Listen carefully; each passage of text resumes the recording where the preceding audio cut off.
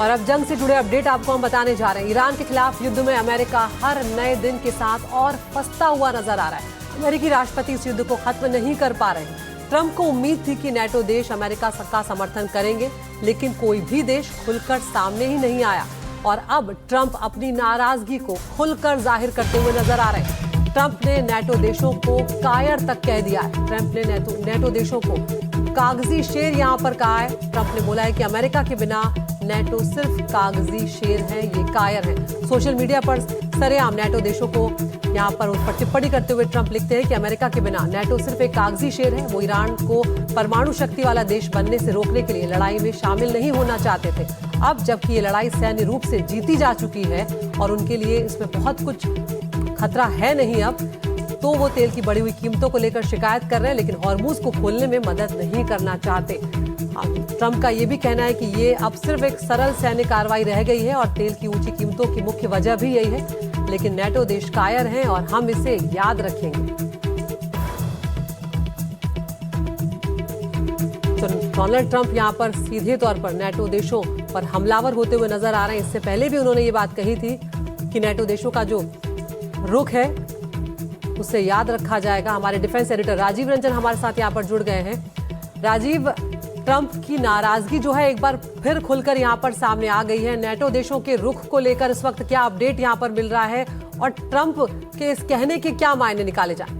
देखिए, ट्रंप एक तरफ ये कहते हैं कि हमें किसी भी दूसरे देश की जरूरत नहीं है, अमेरिका अपने बलबूते पर यह ऑपरेशन करने में सक्षम है, लेकिन दूसरी ओर यह भी कहते हैं कि नाटो देश क्यों नहीं मदद कर रहा है, युद्धपोत क्यों नहीं भेज रहा है। स्ट्रेट ऑफ हॉर्मुज को जो है वहां जब क्लीन पैसेज की बात है तो वहां ईरान से मुक्त कराने के लिए जो नाकाबंदी कर रखी है उसको क्यों नहीं मुक्त कर रहा है। नाटो देश पहले ही साफ कर चुका है कि यह लड़ाई अमेरिका और इसराइल की लड़ाई है, ये लड़ाई जो है नाटो देश की नहीं है। और यही वजह कि नाटो देश निंदा तो ईरान की जरूर कर रहे हैं, लेकिन जहां तक युद्धपोत भेजने की बात है या दूसरे सैनिक भेजने की बात है वो बिल्कुल नहीं तैयार हो रहे। और कहीं ना कहीं जो नाटो देश है, चाहे अमेरिका की बात करें चाहे जर्मनी की बात करें, उनको साफ तौर पर यह लग रहा है कि लड़ाई उनकी नहीं है और कहीं अगर उनके जो सैनिक ठिकाने उन पर अगर हमला होता है तो ये वाकई में चिंता वाली बात है। तो नाटो इस देश में अभी तक जंग में पूरी तरह शामिल होने का मन नहीं बना रहा और यही वजह है कि ट्रंप जो है अपनी नाराजगी जो है बार बार नाटो कंट्री को लेकर जाहिर कर रहे हैं।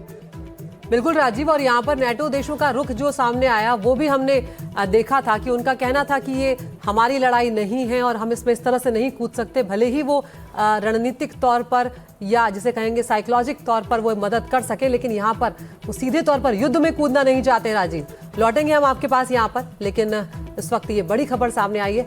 ट्रंप जो है वो यहाँ पर नेटो देशों पर बरसते हुए नजर आ रहे हैं। हमारे साथ एक और मेहमान हमारे साथ जुड़ रहे हैं, जनरल ए सिवाच साहब हैं। सिवाच साहब, बहुत शुक्रिया, आपने वक्त निकाला बातचीत करने के लिए।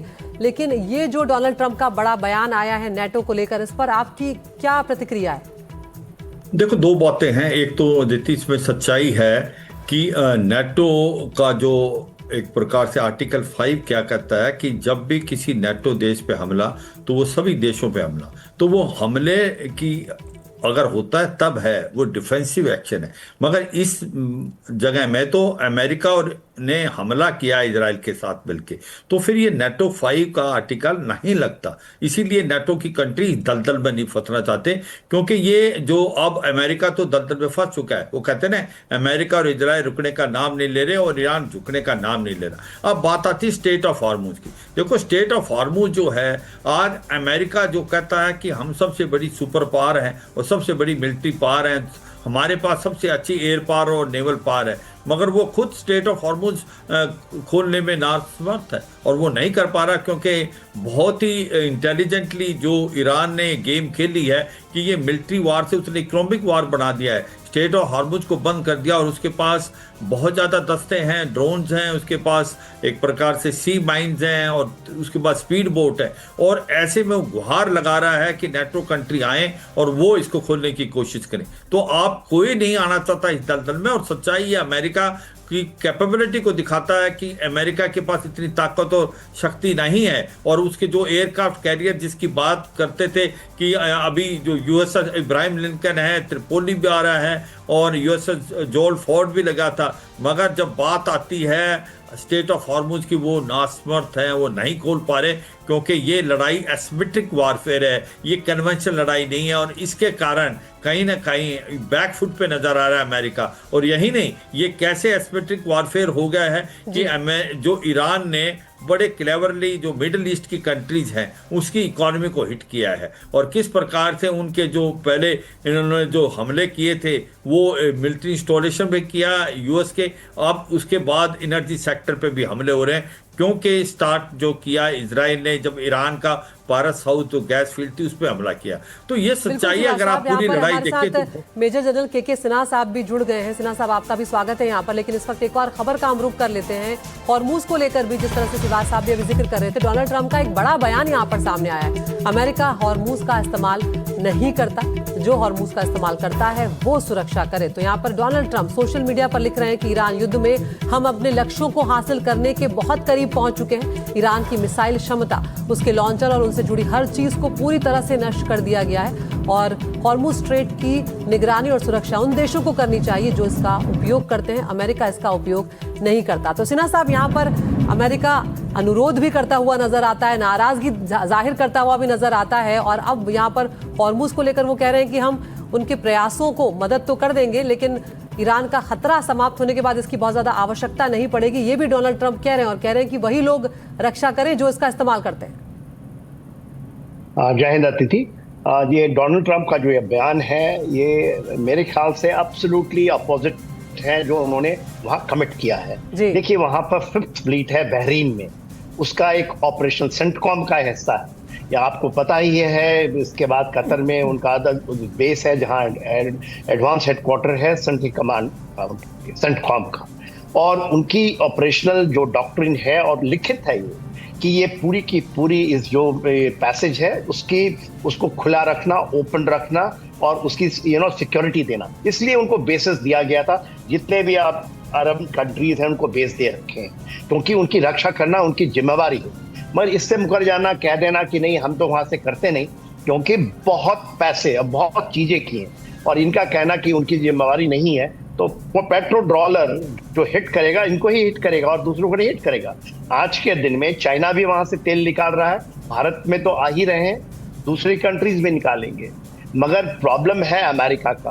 फिर अमेरिका ये बताइए कि क्यों कह दिया कि 100 दिन के लिए, 1 महीने के लिए उसने ईरान को कहा है कि आप तेल बेच सकते हैं। जो सैंक्शन इतने 40 वर्षों का जो दशक है, 4 दशक का जो उन्होंने सैंक्शन लगा रखा था, आज उन्होंने दिया है। तो ये इनके बयान में तो कोई तथ्य नहीं दिखाई देता मेरे को कि उसमें कोई उसको हम अप्रिशिएट कर पाए कि उनके बयान में कोई दम है।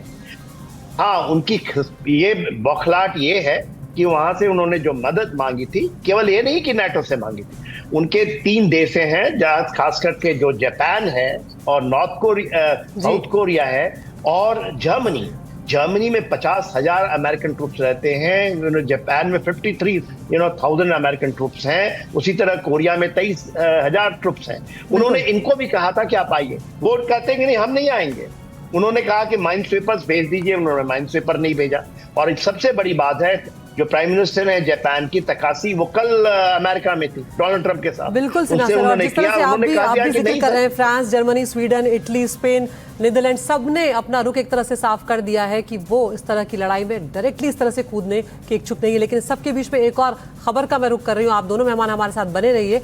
ब्रिटेन ने यहाँ पर अमेरिका को RAF फेयरफोर्ड और डिएगो गार्सिया सैन्य बेस पर ईरान पर हमले के लिए इस्तेमाल करने की मंजूरी अमेरिका को दे दी है। तो ये बड़ा कदम एक ब्रिटेन की तरफ से उठाया जा रहा है। ब्रिटेन ने पहले डिफेंसिव बेस पर सिर्फ मंजूरी दी थी कि अगर आप डिफेंसिव आधार इस्तेमाल करेंगे तब होगा, लेकिन अब ट्रंप के दबाव के बाद हमले के लिए भी मंजूरी दे दी गई। और ब्रिटेन का ये कहना है कि हॉर्मूज ब्लॉक करके ईरान अंतर्राष्ट्रीय कानून का उल्लंघन कर रहा है, दुनिया में ऊर्जा संकट पैदा हो सकता है यहाँ पर, और इसलिए ब्रिटेन ने ये बड़ा फैसला लिया है।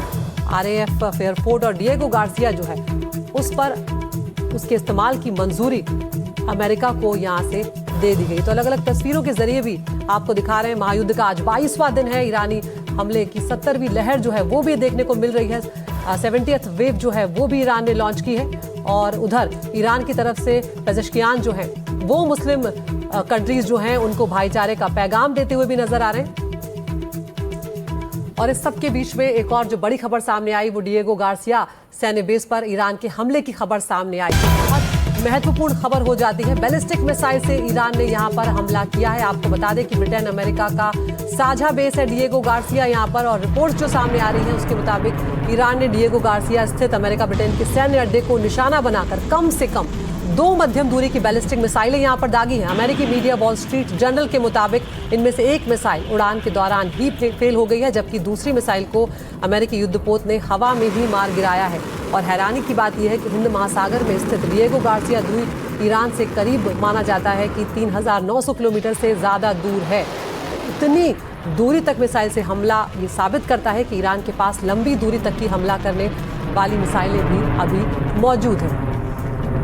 रुक करेंगे हमारे डिफेंस एडिटर राजीव रंजन का, जो हमें ये बताएंगे कि किस तरह से डिएगो गार्सिया जो है उसका एक रणनीतिक महत्व है, वो कहां पर स्थित है और वहां पर अगर ईरान हमला कर रहा है तो वो कितना ज्यादा ईरान की ताकत को, ईरान की क्षमता को भी दिखाता है। जी राजीव। देखिए, बहुत बड़ी बात है जिस तरह से ईरान ने अपनी ताकत दिखाई है कि ईरान के कोस्ट अगर बात कीजिए तो करीब 4000 किलोमीटर की दूरी है। आप ये समझिए कि ईरान ने जो मिसाइल जो अटैक किया है जो डिएगो गार्सिया, जो हिंद महासागर में मॉरिशस के एक छोटा सा आइलैंड जिसको कह सकते हैं, और इसका डिएगो गार्सिया का महत्व आप इस बात से समझिए कि इसी जगह से अमेरिका के फाइटर और ब्रिटेन के फाइटर फ्लाई करते, टेक ऑफ करते हैं। चाहे वियतनाम युद्ध की बात हो, चाहे अफगानिस्तान युद्ध की बात हो, चाहे इराक पर युद्ध की बात हो, हमला करने की बात हो, तो अमेरिका के सारे फाइटर यहीं से फ्लाई करते हैं। और 2 मिसाइल जो है ईरान ने यहां पर दाग के, ईरान ने अभी तक जो है आपको बता दें कि सार्वजनिक तौर पर कभी ये नहीं कहा कि उसके पास जो मिसाइल है उसकी कैपेसिटी जो है 4000 किलोमीटर तक मार करने की क्षमता है। वो हमेशा ये कहता रहा है कि उसके पास 2000 रेंज तक मार करने वाले मिसाइल है। लेकिन ईरान ने जो ताकत अपनी दिखाई है, एक बहुत बड़ी बात है, पूरी दुनिया को चौंका दिया है। और कहीं ऐसा ना हो कि ईरान के पास कुछ इस तरह के मिसाइल हो कि 10,000 किलोमीटर दूर, ईरान से 10,000 किलोमीटर दूर अमेरिका जो है उसको भी वहां पर हिट कर दे, तो एक बहुत बड़ी बात है। अलग बात है कि ये दोनों मिसाइल जो है, पहला मिसाइल हवा में फट जाता है और दूसरा मिसाइल को ट्रैक कर लिया जाता है, और उसके बाद जो अमेरिका का जो एयर डिफेंस सिस्टम है उस मिसाइल को विफल करता है। लेकिन एक अमेरिका को कह सकते हैं कि बहुत बड़ी चेतावनी है कि आप हमारी ताकत को कमतर करके मत ताकिए। बिल्कुल राजीव, हमारे साथ दोनों मेहमान भी बने हुए हैं यहाँ पर। सिवाज साहब, यहाँ पर ये भी मैं आपसे समझना चाहूंगी कि ये जो डिएगो गार्सिया है इसका महत्व जो है वो बहुत ज़्यादा है। हम देखते हैं कि अमेरिका यहाँ से साउथ एशिया जो है, वेस्ट एशिया और अफ्रीका पर नज़र रखता है लगातार, और बहुत उसके लिए यहाँ पर मुश्किल स्थिति पैदा हो जाती है। और यहाँ पर अगर ईरान अटैक कर पा रहा है तो फिर तो कुछ भी हो सकता है, ऐसा कहा जाएगा। हाँ बिल्कुल, देखो आदित्य, ये डिएगो गार्सिया जॉइंट यूज करता है, यूके भी और यूएस भी लीज पे लिया हुआ है। और ये सच्चाई है कि किसी ने सपनों में भी नहीं सोचा था कि अभी जो ईरान के पास जो ब्लास्टिक मिसाइल है वो 4000 किलोमीटर तक जा सकती है। अभी तक सबका अनुमान था वो 2000 किलोमीटर तक जा सकती है। और इस स्पीड से जिससे वो जा रहा है 4000 किलोमीटर, वो टाइम दूर नहीं कि अमेरिका के मेनलैंड तक भी हिट कर जाएगा।